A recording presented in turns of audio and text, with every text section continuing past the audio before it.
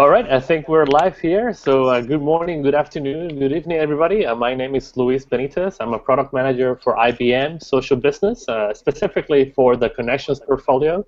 And today I'm joined by two amazing people, Luis Suarez and Simon Vaughn. So Simon, let's start with you. Can you tell us a little bit about yourself? Yes, good afternoon, or good morning, or good evening, wherever you are in the world. I'm Simon Vaughan. I specialize in helping businesses gain maximum value for their investment in social software. So be that on-prem implementation or a cloud implementation.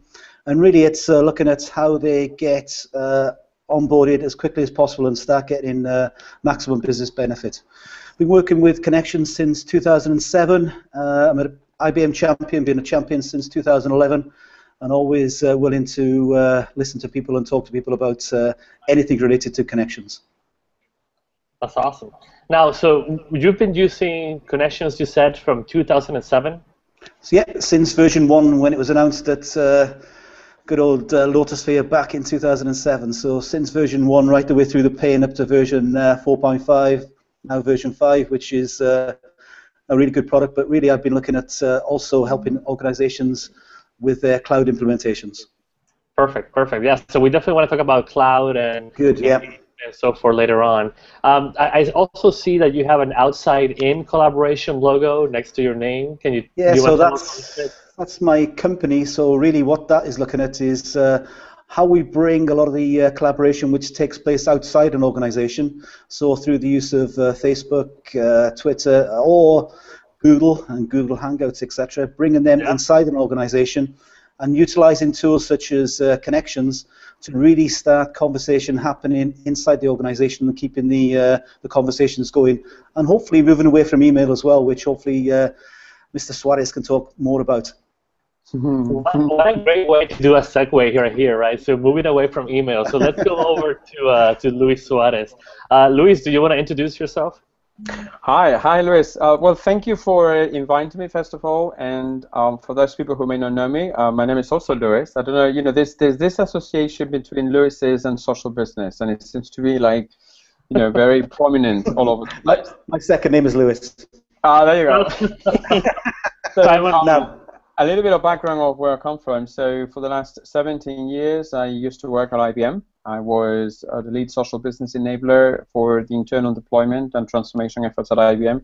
And since February earlier on this year, I decided that it was time for me to move on into the next adventure. So I left the company and I started out my own independent advisory firm, where I focus specifically on social business and digital transformation. My job is to eventually advise companies on how to make the most out of these digital tools in order to help improve mostly in the way they collaborate internally, so that it reflects as well on the external collaboration, right, with customers or business partners or competitors. Awesome. And in my spare time, which is what Simon just mentioned earlier on, I just realized that I'm coming close to the 7th year without using email at work. And interestingly enough, 7th year, yeah. And interestingly enough, plenty of people told me that the moment that I would leave IBM, the moment that I would be drowning in email, because you cannot survive as an independent without email, right? Well, 8 months later, I'm doing much better than when I was at IBM. But we can talk about that, as we move forward. Don't worry. Now, I know I think maybe in July, there was a lot of press releases that you were in Brazil and you were biting people. Well, what happened there? That's not me, It is. No, it's not. It's my nemesis. It's what, you all have got your own nemesis. You just don't know it. I know mine. We keep fighting. And you know what? For the last 4 months, things have been so quiet. It's unbelievable. The beast is about to wake up again at the end of October, right? But so far, I'm enjoying my peace and quiet. I tell you that. And one more thing. He will bite again. But Luis, he's gone quiet because he's left the biggest football team in the world to go on to the Reds. Yes, that's a different conversation. So for those of you who don't get that, there was a big football player, Luis Suarez from Uruguay, who happens to have the same name as Luis Suarez here. And so he was infamous a couple of months ago for biting another player. So anyway, back to business here. So let's get our Luis, teeth into connections. yeah. Now, one thing, I guess, so let me say also a little bit about what we want to do here, right? So today, this is the first Hangout on Air that I've done. I don't know, have you guys participated on any other Hangouts on Air? Yeah, I have done a few. Okay. Yeah, I don't want to. All right, so this is my first one, and something that I wanted to play with and try and see, what could happen. So I'm hoping to keep it kind of very informal. So I do have some sort of questions that I want to ask you. This will be recorded, so if you don't feel comfortable with that, you can hang up, I guess, or whatever. But this Bye-bye. This will be recorded, and I guess it'll be on YouTube sometime soon. So for those of you who can't make it and you're watching this on the replay, hopefully this will add value for you as well. All right. So I guess how do we start? So Simon, let's go over to you again. So so you've been using Connections and social business software now for about 7 years. Yep. What was one of the things that motivated you to look for a social business solution? Good question. And during the time that I was originally using some of the older collaboration tools, one of the things that we were looking for was a tool which allowed people in a university to actually find other experts or other researchers who are doing similar research or similar work, etc., but could really use a tool to find other experts, connect with them, collaborate with them, and share expertise. And I think the sort of example in university really transcends all organizations, because everybody in any organization wants to find an expert, wants to find someone that they can bounce an idea off. And I see that a tool such as Connections really enables that to take place. So it was really around the sort of finding people, the serendipity, how you're able to find experts, how you're able to connect and really take knowledge to the next dimension. Yeah, and serendipity is one of those things that it really drives a lot of value, but it's also very hard to measure. Do you have any examples or any like knowledge accidents that happened that well, I think classic kind of like blow you away as to that? I think a classic one is with two people working in offices next door to each other and didn't really know that they were working on the same project until they started collaborating using Connections. So they were working on the same project, they were finding similar research results, etc., but they didn't share them between themselves. As soon as they started using Connections, they really started finding out exactly what they were working on, how they had things in common, and really started collaborating and talking to each other. And these were guys who were in the similar building in the next office and didn't know that they were working on similar projects. That's so crazy. That's quite a powerful one to bring people together, both in similar locations. But what I've been working on recently is bringing people together across boundaries as well and across continents, and that also helps break down barriers. That's awesome. And actually, speaking of locations, I don't think we mentioned this at the beginning, but I'm based out of Puerto Rico. You can't see what's outside of the window, but it's a lot of palm trees and a pool outside, which is pretty cool. And you guys are across the pond, right? So, Simon, where are you right now? Well, my assignment at the moment has got me in sunny Scotland, where it's actually raining, and I haven't seen any sun for at least 6 months. So don't rub in the palm trees, because I've never seen a palm tree.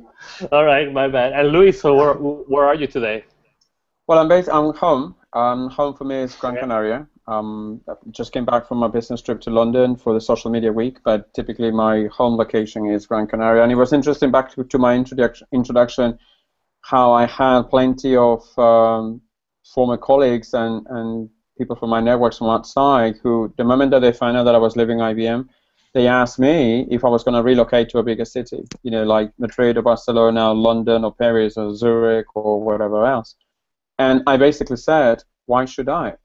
And they all looked surprised, like, well, do you have any work there? And I said, well, and we're trying to promote the social everywhere where, work location is redundant in terms of how you work, who you work with, and what you do for work, right? So I thought for myself, what a better use case than using myself as an opportunity to prove that even as an independent, you can still work remotely any which place and make it happen in terms of what really matters at the end of the day, which is provide customer value. And if we are this is where I put my social business evangelist hat. If we are promoting the use of all of these remote digital tools in order to how we can collaborate and share our knowledge, to me, location is redundant. It does no longer matter. And this is one of the things that I have been telling all along, and I know that Simon also thinks the same way, because we have been basically preaching the same thing, that work then is no longer a physical space, it's a mental state. And for that, you can work anywhere, right? So, and you can see the richness of this collaboration environment where we are the three of us together in 2 different continents, or 3 different continents, sorry, because you are in America, Simon's in Europe, and I am physically, geographically speaking, in Africa, right? Wow. Even though the Canaries are still part of Spain.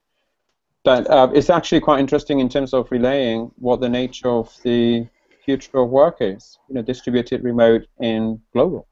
Yeah, and I like that concept of work is a mental state, right? Because with everything like mobile and cloud and everything else, really all the tools are available for you at any time, and really it's really up to you to decide when to work and where to work, right?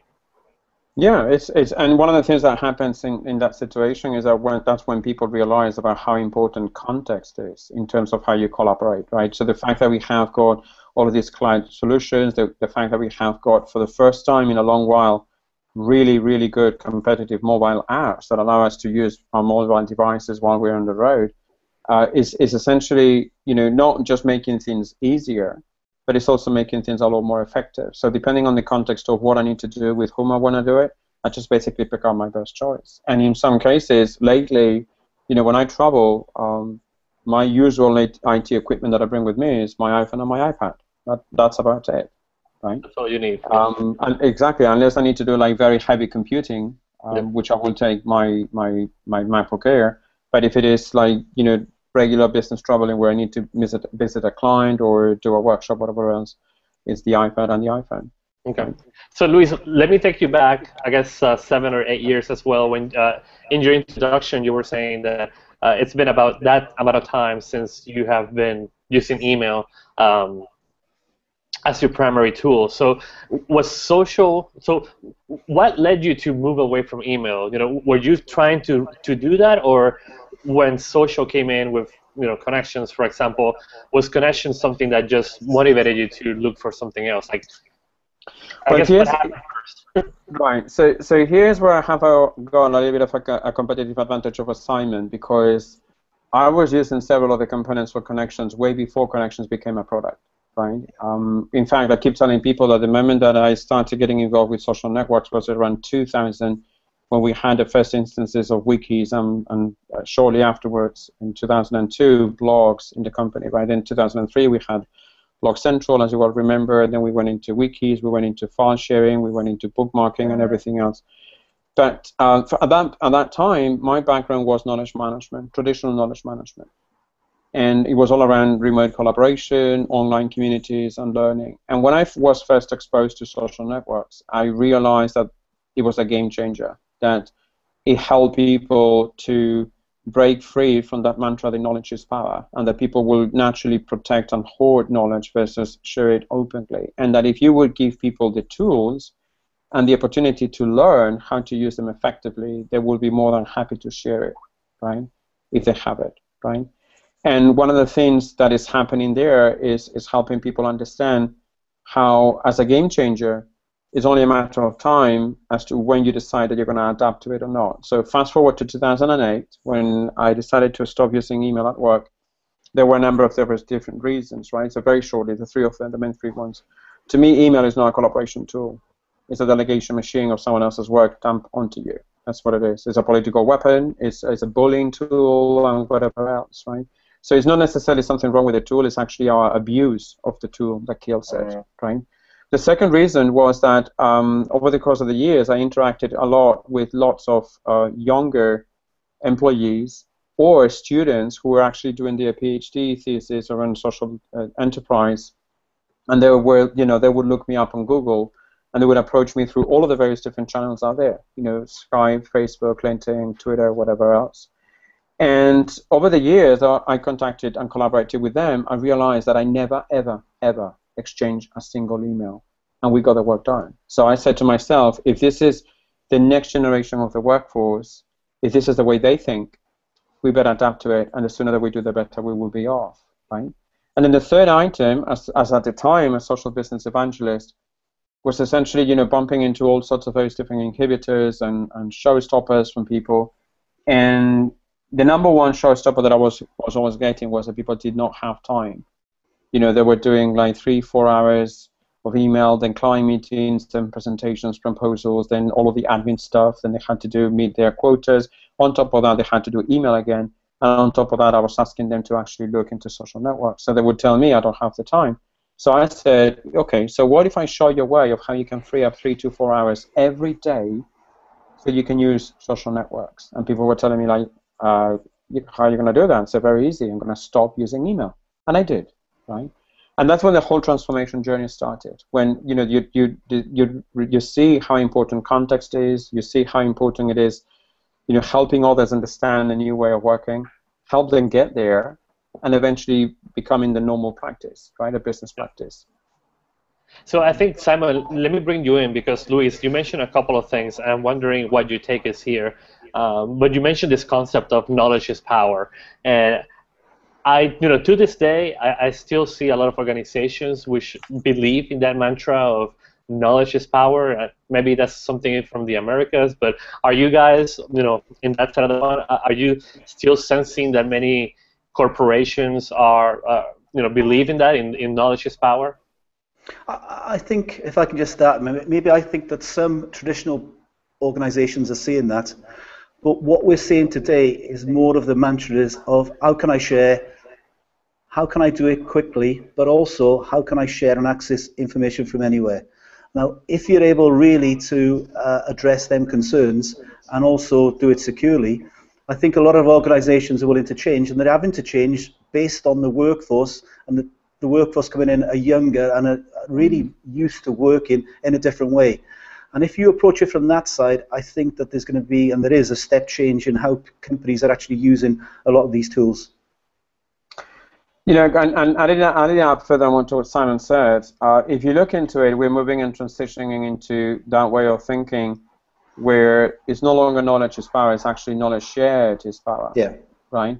And that is when you become more visible, when you are capable of demonstrating your thought leadership. It's useless to actually have huge amounts of knowledge inside of your head or inside of your silly computer and not sharing it across. What's the point? Knowledge will stagnate and eventually will become obsolete. The only way for knowledge to grow is by actually throwing out there and allowing other people to interact with it in a very public, open manner, right? And that's when you realize that what matters, and this was like a big aha moment for me, was to realize that, what mattered to me was essentially not so much how I was going to work on, getting work done as an individual, but how I was going to work getting work done as a collective, as part of a team, a network, or a community. And you realize that your knowledge is no longer yours. Your knowledge is your networks. And the more you cultivate your networks, the more knowledge you will be able to grow. Yeah, totally. That's a huge mindset shift that needs to happen from people who who keep thinking about their own little islands. I always describe it as drowning on your own lake versus joining a flow, which is what happens when you go and join the river, right? Because the river will always keep flowing. And that's essentially what you do when you enter the world of networks and communities in order to get work done. Yep. So Lewis, I've just got another sort of take on this as well, and it's going a different way. And if you look back at 2007 when Connections, and really it is aimed at the two of you, so 2007 when Connections was initially launched, it was an on-premise environment whereby really to use the environment you had to have a large IT team, get it set up. You had to be a large company to actually use it and make the transition to such an environment.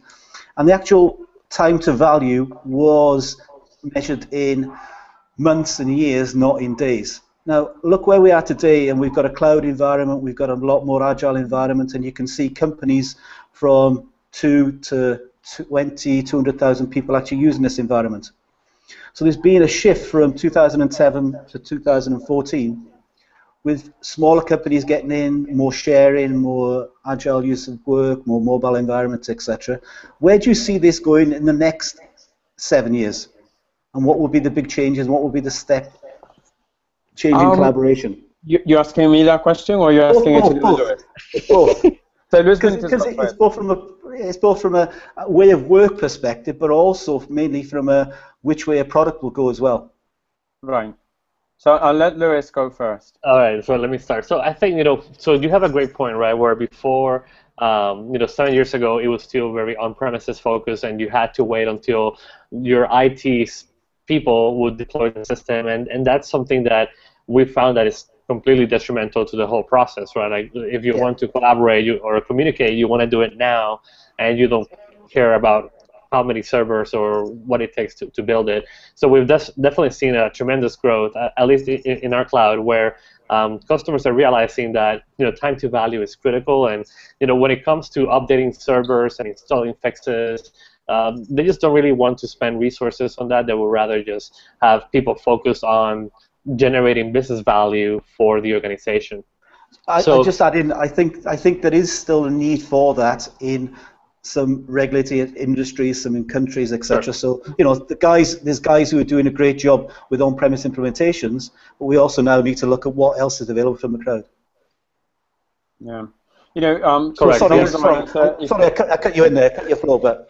Yep. No, don't worry. Go ahead, Lewis. Yeah, so we definitely heard from government entities and banking and some of those that they do have very strict data warehousing requirements, and so maybe for them, cloud may not be the best solution. But for example, one of the things that we've been working on is heavily with the European Union, and getting certified that all the data that we have for our servers is stored in the European Union, so there's no concerns about the CIA or NSA or data leakage or having access to your data that you shouldn't have access.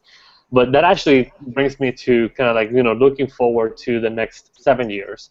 And so I think one of the big things that we have to start focusing on is, and this is going to sound weird because it's one of those words that everybody's using, but it's this whole concept of analytics. And so speaking of data, there's so much data in whatever collaboration platform, whether it's Twitter, whether it's Connections or other vendors. And so really where you can get a lot of value is how can you make data work for you. So for example, within IBM and of course within our cloud, there's tons of people, tons of users and customers that are talking about many different topics. For example, market problems or customer situations. And so instead of having a human monitoring all that data, couldn't the system be smart enough to digest all that data and perhaps give me an alert? Hey, there's a critical situation happening, or there's something that you should be aware of. And so that's where systems that do natural language and perhaps even Watson can really come into play, right? Because they can do data crunching and make sense of the data when there's really no patterns there. So hopefully that's something interesting to look forward to. Yeah, that's good. But I do feel though that the big shift as well is that the size of companies who can start using one of these environments, because with the cloud environment you can get companies who are a lot smaller getting in there and getting value from day one, which has actually changed in the past few years, and I think that's a real step shift. But I think the other thing which we'll see as well is more after we've got Mail next. It's really about what's in it for me and how do I make the best of this environment. And there'll be lots of work coming from that as well. And how can I work better using the tools that I have at my disposal without adding additional tools in there as well. And it's that sort of side is going to be a thing which I think is going to be a good challenge moving forward. Actually, that's an interesting question to discuss here, right? So, one pattern that I've seen Facebook, for example, do, and I guess Google is doing the same thing. So Facebook is, when we talk about mobile, for example, they're breaking up all their apps, right? So they have the Instagram app, they have the Messages app, they have the Activity Stream app, if you will. So they have all these different apps where then, as an end user, how do you actually bring it together? And Google has the same thing, right? So you have Google Plus and Google Mail and whatever other Google apps are out there. So looking at the future of mobile, are we thinking that users are looking for that individual app experience, or do they want something that brings it all together and makes sense out of it? Go on, Lewis, you can answer that one first, but I've got my opinion on it. I'll go for that one. And this relates as well to the conversation as to whether, what should you do? Should you have like one place where everything happens, or should you have multiple places where everything happens, right? And the interesting point from that is that there is psychology research done where it confirms that our brain functions in small fragments. So we cannot think properly as a whole. We make very bad decisions when information is pulled into us into one single pool, which is the reason why we all struggle handling email, right? If, however, you look into fragments, what happens is that your brain becomes selective about the task that you need to do in a particular context, and eventually knows exactly where to go to get that information. So if I want to go and look for pictures or share pictures, I can go into Instagram, or I can go into Google Photos, or I can go, or Picasa, right? Or I can go into Flickr. If I want to go and look for links, I can go into Delicious, or I can go into Blinkist, or whatever other social bookmarking tool. Even within the Connections environment itself, it gives me that fragmentation where I can go into blogs, I can go into wikis, I can go into file sharing, I can go into social bookmarking, and depending on what I want to do, I will pick up that task, I will do that particular app, if I want to call it that way, and then get the job done, right? So what it does is eventually it makes us all more effective at the task at hand, versus having to figure out where goes what when you have like hundreds and hundreds of interactions coming through the single screen. So what is going to happen is going to help us split how we're actually going to interact, knowing that if I want to go do a particular task, I'm going to go to this particular network, I'm going to go to this particular tool and do it, right? If I would need to go and say, how can I reach a particular audience, right? The first thing that you would ask is, where is my audience? What tool, what networking tool, what social networking tool they're using, and then make use of it. If you're working with customers, it's a lot easier in terms of negotiating with them how you would want to work in those fragments versus one pile of information that happens through the inbox overflow that it's currently that we're currently inundated with, right? And obviously people will tell you, oh yeah, but there are lots of really good things about email. Yes, I know, but there are lots of bad things about email that we're not willing to face yet, right? Simon, we're going to say.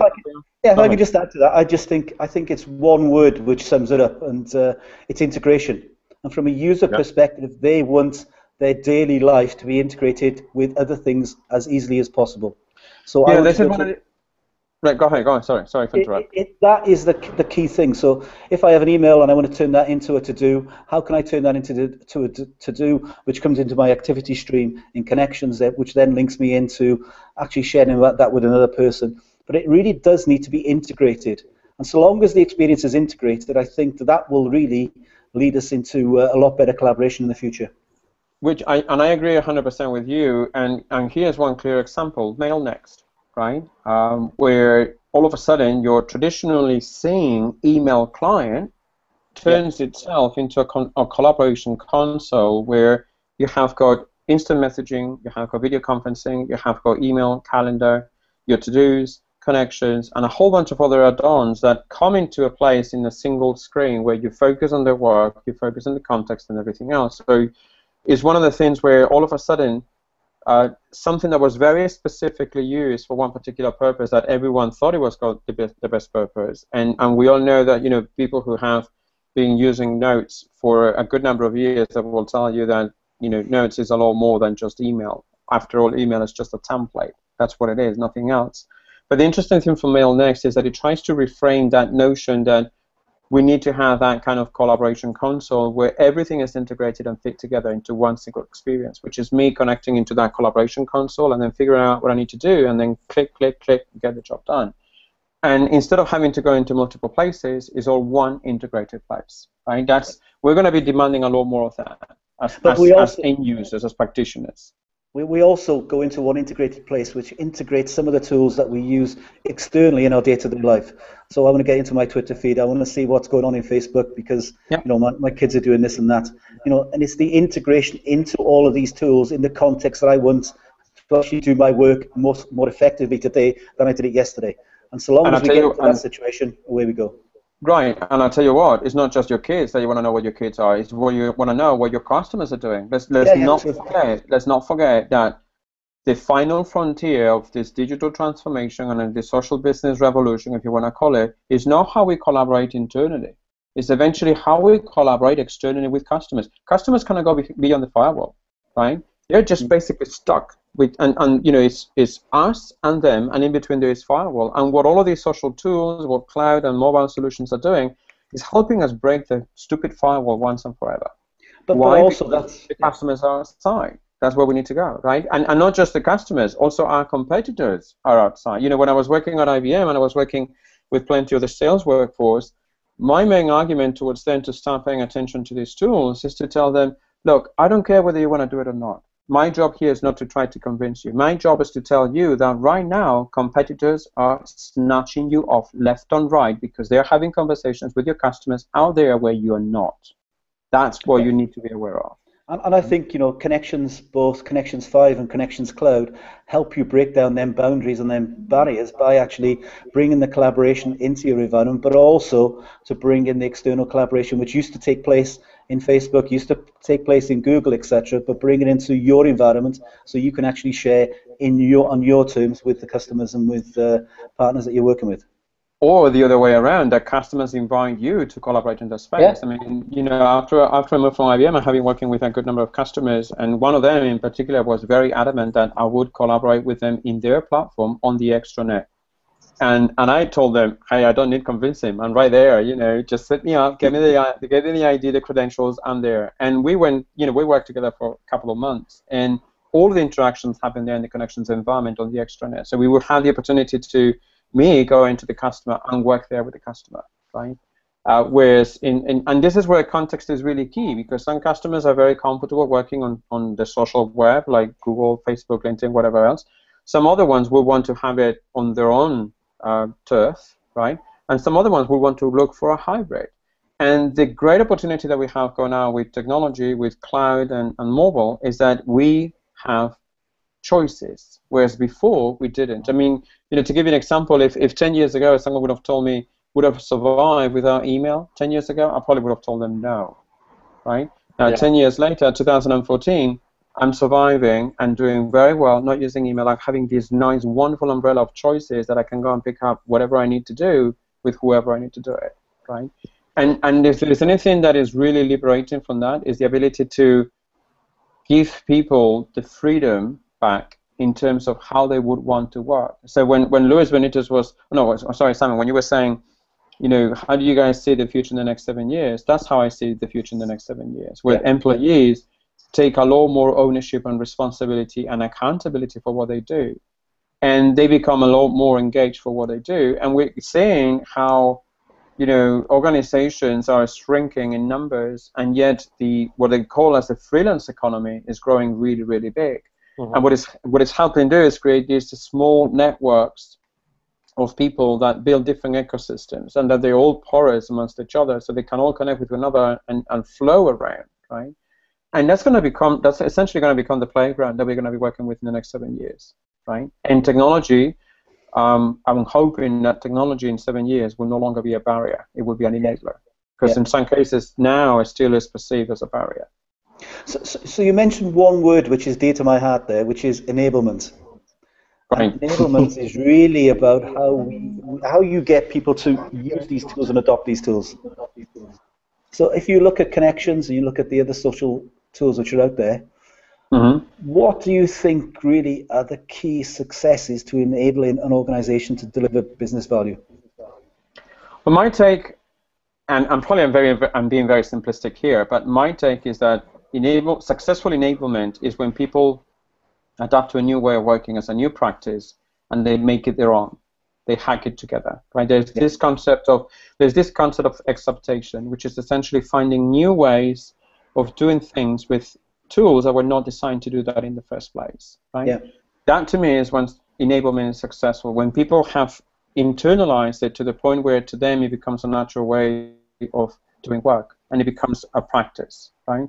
So you see the shift that has happened over the course of the years. You know, back when I was working on IBM, when I started working on various different enablement and adoption programs, we started with initial focus on the tools and the technology because it's the easiest way. It is also the most complicated one over time because people will get overwhelmed with so many choices, right? But so we started with a tools focus. We understood that we did it wrong, and what we needed to do was to focus then on how people work, on their tasks, on their activities. And the evolution of focusing on those tasks and activities is when you develop practices, when you develop rituals.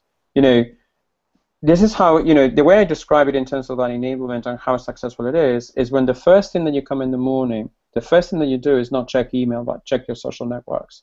That means that enablement is done. It's time for you to move on. And why is that? Because we have developed that practice that the first thing that we do, check out in the morning, after lunch, and before going to bed or after we leave the office, is check email. When we change that pattern, when we change that particular habit, is when you would consider the enablement a success. Now, you may want, okay, so what's the time frame? And I said, well, the time frame depends on the employee. You cannot enforce enablement on employee. You cannot get employees to change. You can only entice and influence them to change their behaviors if they themselves see that there is a need to change. So the challenge for enablers like you and me, Simon, is to show them if there is a different, better, more effective way and what it will mean to them, right? And this is one of the things that I keep telling people about why it was so important for us at IBM to focus on training people on using Connections. And then people tell me, okay, but you know, Connections is relatively simple to use. And I say, yes, it's relatively simple to use. But the challenge is not on the tools, again, it's on the mindset, it's on the behavior, it's in getting people to think different and do different, right? Yeah, and that's what I would consider successful enablement. Yeah, and I think that goes back to what we were talking earlier about, you know, the culture at the organization. Is, you know, it has to be there because, you know, what I've seen in my experience is that sometimes, you know, an organization has like the best tool around, but if the employee doesn't have the mindset to adapt to this way of working, then it just doesn't go anywhere, right? So, do you guys agree? Do you think that you know, there's always a need for it? Right. It's interesting because if you talk to people, they will tell you that there are two different trends, right? So people who say that in order for you to become a digital social business or a social business in that digital transformation, you need to have a relatively keen culture towards that environment of collaboration. And then you have the other trend where people will tell you that the tools actually help people become more collaborative, right? So even though you may not be true collaborative, as soon as you start seeing the tools, as soon as you may have those adoption programs and that enablement going on, eventually they will go and help you change. My take to the two trends is that I have always strongly believed that you need to have an organizational culture that fosters collaboration and knowledge sharing, because the adaptation is faster, right? I mean, you can do it with the other way around, but the reluctance, the inhibitors, the showstoppers, they can actually kill your early adopter community right from the beginning because they won't have the energy to go and keep pushing when they only see a 1 meter thick wall between you and the other people. I also think, you know, one of my favorite phases at the moment is when I'm talking to people about how to use Connections, how to use it in the best context, and I just say to them that there's no right way and there's no wrong way. So what I mean by that is that if you want to use a blog to actually ask a question, use a blog to ask a question. If you want to use a forum to write an essay, use a forum to write an essay. If you want to use a wiki to do X, Y, and Z, use it like that, because you are using it in context of what you want to do. You're using it in what you think is the right way. You may find that after using it, you find that really you should be using a different tool for that, but don't get afraid to actually use the tool for whatever you think is right. And you're bringing a very good point there, Simon, that as someone like me who comes from the traditional world of knowledge management, is when people come to me and they tell me, you know, what are the best practices on social media and social business? And just what you said right now is why I tell them that best practices in knowledge work do not exist. Because what works for someone does not guarantee that it's going to work for the other one. No. What you can do is you can introduce good practices where you can go and explain, you know, this works for me. Maybe it works for you, but unless you try it, you don't know. So try it, and then we discuss it. We share, we learn from the experience. So when people tell me... No, go ahead. I also think if you look at, for example, in connections now with a wiki or with a collaborative doc, you can use a collaborative doc to actually do a lot of the stuff that you can do in a wiki, but people are maybe more comfortable inside a wiki right now. No problem, no problem.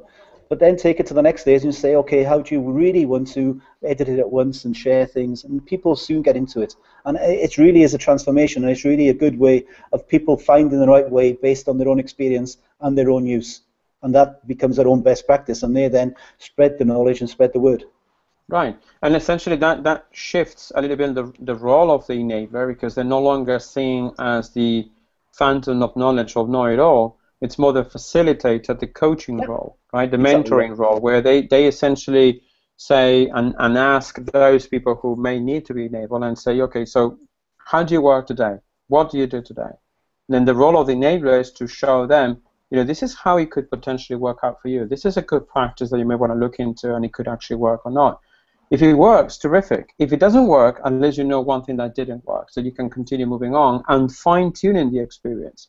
One of the things that people will tell you, and I know that you guys would agree with this because we have been having lots of conversations about it, but the whole thing around the whole social business transformation is to think about it as a marathon versus a sprint, and understanding that this is a long run, that this is not going to go away, it is only going to get bigger and bigger, and it's actually going to transform organizations whether they like it or not. We don't have a choice anymore. 5 years ago, plenty of businesses said, no, sorry, stop it, don't bother, I'm not going to do this. 5 years later, 2014, I can tell you that we do not have a choice any longer.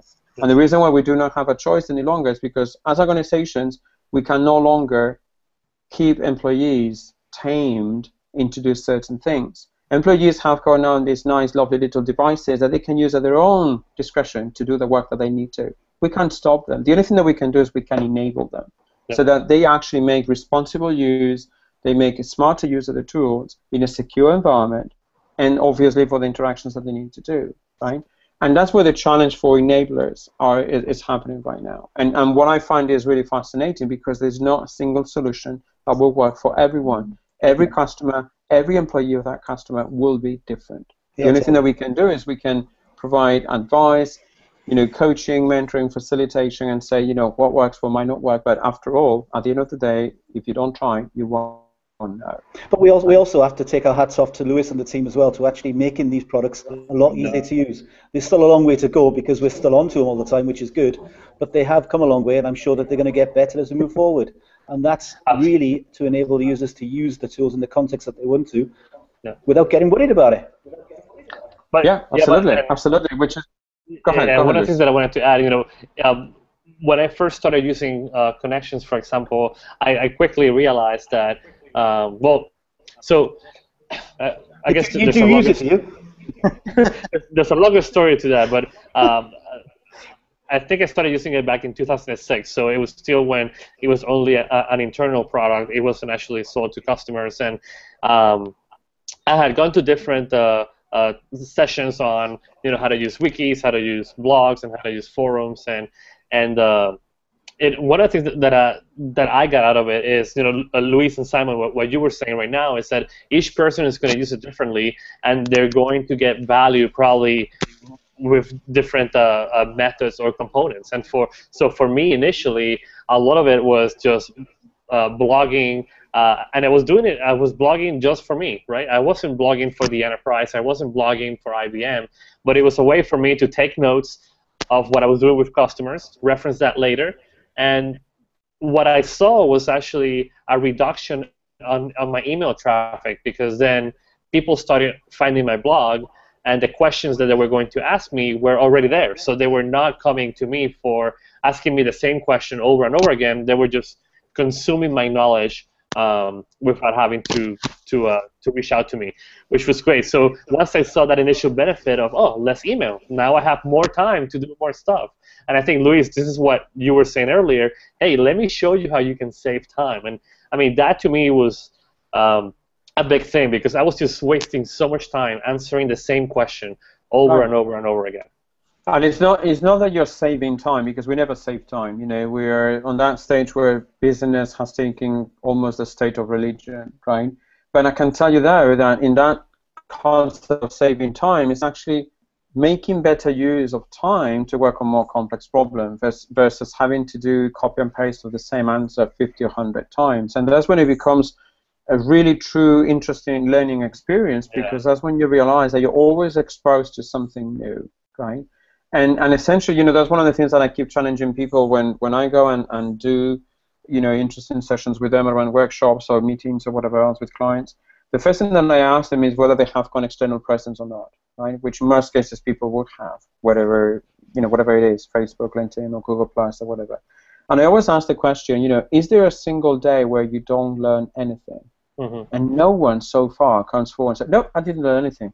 There's always something there to learn, right? Which is also an opportunity for the employee to take a bit more of responsibility in terms of their own career path, right? In terms of defining, you know, what are the interesting topics that they would want to get involved with, the interesting projects, who they would want to follow, who they're going to follow, how they're going to be following those topics or people, and eventually build their networks, build their digital footprint. That's what these tools are doing. That's what that mindset is doing. And I agree with you, Simon, that, you know, Connections in this case, as the technology is helping enable that. I mean, I always tell these people that, you know, when I was when I was at IBM, the last 10 years that I was spent there, all of the job roles that I had, all of the projects, they came through my blogging, all of them. I didn't have to go to HR or my manager to go and say, hey, I need to look for something else, I want to look for something else. It all came through my blog, right?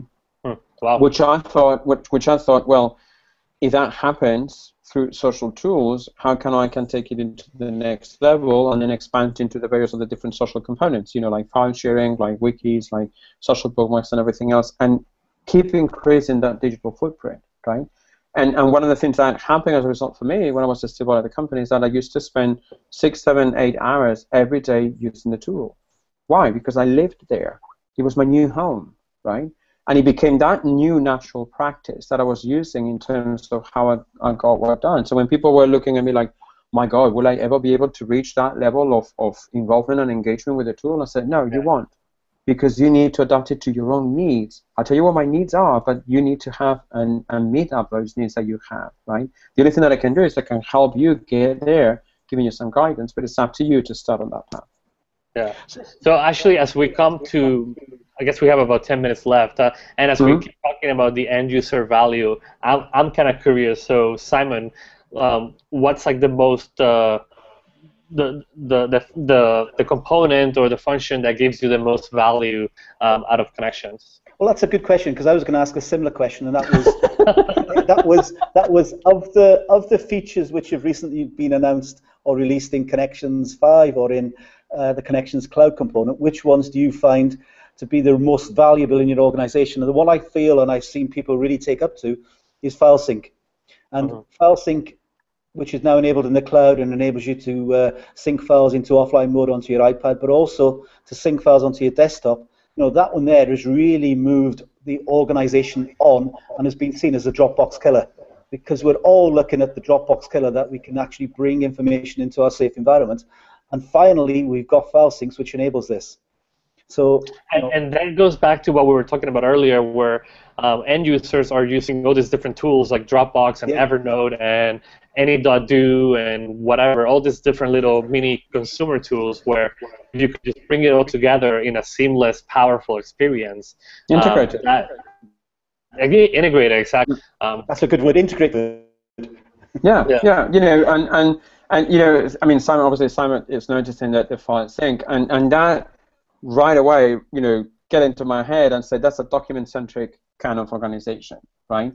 Well, I'm a people person, so I will go into the people-centric equation of what I love the most from Connections, even still today, right? That I use it with the customers that I work with, and that's the profile of the individual, right? The profile and the micro-sharing, the micro-blogging component. I think that is the most important component of Connections. And if you look, and I will explain what I mean with that. If you look into all of the vendors out there, right? Each of them focuses on one specific interaction, one specific use case, and then they add tons of other features on top of it, right? So you have got solutions that are based on forums, solutions that are based on wikis, solutions that are based on activity streams, solutions that are based on file sharing, and then obviously people tell me, okay, so since Connections is there, so what is the strongest point of Connections? And I say, well, the strongest point of Connections has always been the profile. has always been the people. And people tell me, like, why? I said, well, because without people, you don't have shit. And excuse my French, you don't have anything. You cannot have any content, you don't have any documents, you don't have anything. They are the ones who create the content. So the best thing that you can do is foster these kinds of interactions where people network with one another. As a result of that healthy friction of open dialogue, that's when you generate the best content, right? You know, one of the maxims from knowledge management back in the day was that the moment that you would actually publish something anywhere, that moment is actually out of date. Without anyone seeing it, it's already out of date. And the reason for that is because we human beings are very bad at documenting stuff. Yeah, yeah. So the reason why I always like profiles the most is because it allows me to tap into what's not yet documented, which is essentially the people relationships there. Right. But also, and still, you know, even on 5, it still remains my favorite capability. But also, Lewis, we need to tip the hat to Lewis and the guys to actually. They've done quite a bit of work on profiles in this last weekend's release, which, you know, brings a lot more power into the cloud. But I just hope that in the forthcoming releases, there's going to be a lot more done on the profile side, because that has still got a lot to catch up with the on-prem version. Yeah. So it's almost like we coordinated this, but we didn't. So for those of you who may be watching or live or the recorded version, so this past weekend on September 26th, we turned on a bunch of new features. So for example, file sync is now widely available to all cloud customers, whereas it was on public beta, so you had to request access to file sync, but now it's available to all end users with the Mac coming very soon. So if you're interested in Mac, reach out to me, because we're going to be doing a private launch for the Mac early, and then we'll do the public availability. But yeah, so that was available this past weekend, and we also made a bunch of changes to profiles, which is what Luis was just mentioning. So we added faster expertise search, so you can do a search by different keywords or regions or geography or whatever the case may be, as well as more social analytics within profiles. So now when you're looking at somebody's profile, you can see how you two are connected, and perhaps even ask for a recommendation. So very similar to what you may have seen in consumer sites. And Simon, yes, we have more things coming in Q4, so stay tuned for that for sure. All right, so let's start wrapping this up. So, Luis, one thing that I do want to, I guess, touch on briefly before I let you go, you mentioned that so you actually run your business using the IBM's cloud collaboration platform, and you actually do it without actually sending emails. So how do you contact people that are not part of your organization to work, to get business done? Like, how do you actually do it? Well, essentially what I do is I rely quite heavily on external social tools like Twitter and Google Plus and everything else. That's essentially where the vast majority of my prospecting happens at the moment, right? And eventually what I do is I do a very extensive piece of work around listening to what people are talking about, conversations that they're having, problems that they're stating, opportunities that I may find where I can help out, and everything else. Now, once I establish that initial contact with someone through those various different social channels, we start obviously a conversation or a dialogue where I try to understand more what the problems are, what the business opportunities that they want to explore. And eventually, when we strike a chord and we decide to work together, that's when I explain the opportunity of using perhaps a bit more secure environment for our collaboration, right? Which is what I like about my smart cloud is actually hosted within the European Union borders. So customers can come to me and say, well, but where is the data? And I say, well, in European servers, in Amsterdam, actually, right? So that gives me the opportunity to break down potential hurdles around security concerns, around privacy concerns, around where is the data residing, and again, focus just on the context of where collaboration happens. Now, obviously, what I do from there onwards is I spend some time enabling them. And I know people will tell me, yeah, but I don't have the time to enable them. And I say, well, let me tell you something. If you care for the customer, you will make the time to enable them. But after all, what you're doing is you're helping them address a problem or face a business opportunity. And what you're doing is essentially helping them understand how this is a different dynamic, right? Yeah. It's not essentially just like, do a sell and then move on to the next thing. No, this requires like long-term engagement from that perspective. And then from there onwards, once that enablement is done, we define a number of various different activities that we want to do together in that collaborative space, and then we do it. Right? Okay. And then we work over the course of time together. So that's a little bit of the whole process that I'm following right now.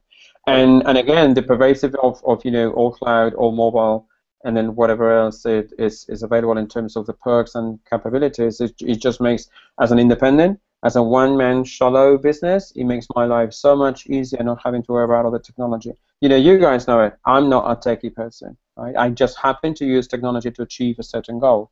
Yeah. And having the ease of use, again, in that department of security, in that privacy concern, and everything else, it makes my life a lot easier, right? Because it just helps me focus on helping the customer, which is eventually what I wanted to do in the first place. Yeah.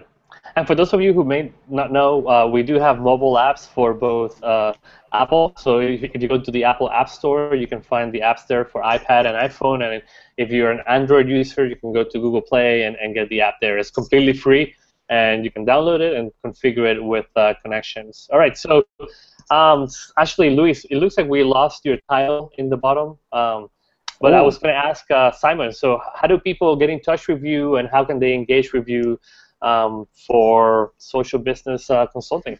So they can either find me in Greenhouse. So if people don't know what Greenhouse is, it's an excellent tool which IBM provide to actually go in and actually use the social toolkit.